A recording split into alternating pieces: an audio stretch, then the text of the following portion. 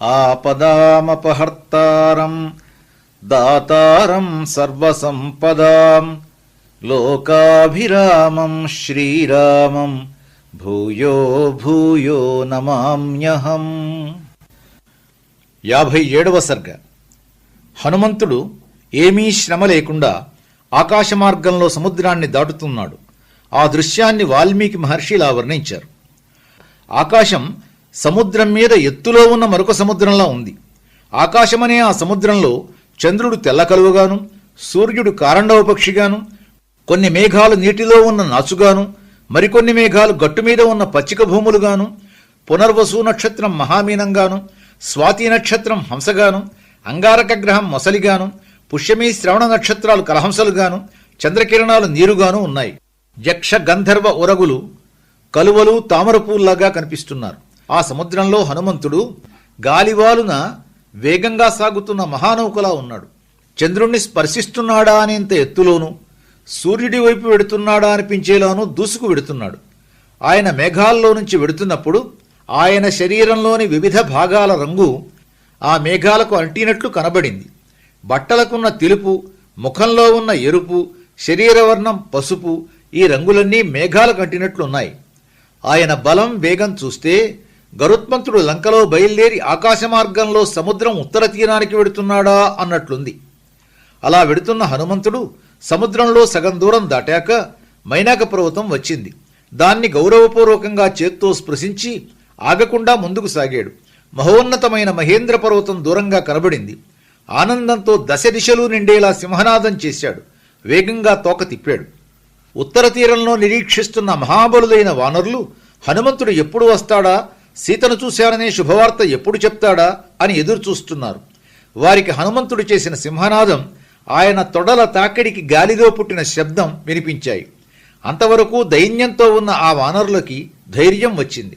ఆ మహానాదం హనుమంతుడు చేసినదే అని గుర్తించారు. వారందరిలో శ్రేష్ఠుడైన జాంబవంతుడు ఆ వానరవీరులతో ఇలా అన్నాడు.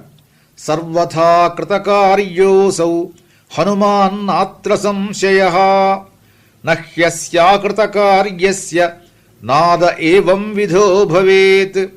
హనుమంతుడు వెళ్లిన పని అన్ని విధాలా పూర్తి చేసి ఉంటాడు. తప్పక సీతను చూచి ఉంటాడు. ఏమీ సందేహం లేదు. వెళ్లిన పనిలో విజయం సాధించకపోతే ఇలా సింహనాదం చెయ్యడు.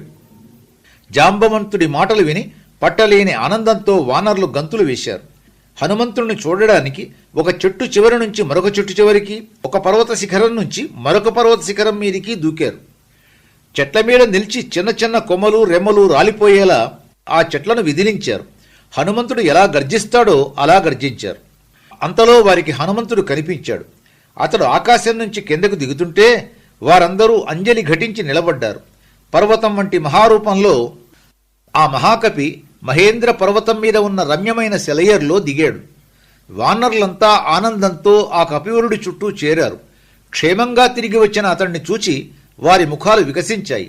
వెంటనే పరుగెత్తి వెళ్లి మధురమైన ఫలాలు, రుచికరమైన మూలాలు తీసుకువచ్చి అతడికిచ్చారు. హనుమంతుడు పూజ్యులైన జాంబవదారి వృద్ధులకు, యువరాజు అంగదుడికి నమస్కరించాడు. అందరూ అతడికి ఆదరంగా స్వాగతం చెప్పారు. దృష్టా సీతేతి విక్రాంతః సంక్షేపేణన్యవేదయత్. వారంతా ఏ మాట వినాలని ప్రాణాలు ఉగ్గబట్టి ఎదురు చూస్తున్నారో ఆ మాటను ఆ మహాపరాక్రమశాలి క్లుప్తంగా సీతను చూచాను అని చెప్పాడు.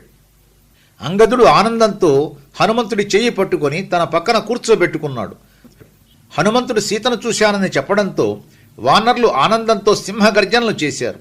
తోకలు జాడించి మహాశబ్దాలు చేశారు. కొందరు హనుమంతుడిని ముట్టుకున్నారు. కొందరు పర్వత శిఖరాల మీదకు ఎక్కి కిందకు దూకారు. అంగదుడు పెద్దలు మెచ్చేలా ఇలా అన్నాడు. హనుమ, 100 యోజనాల వెడల్పున్న సముద్రాన్ని దాటి వెళ్లి విజయవంతుడివై తిరిగి వచ్చావు. బలంలో గాని పరాక్రమంలో గాని నీతో సమానమైన వాడు ఎవ్వరూ లేరు.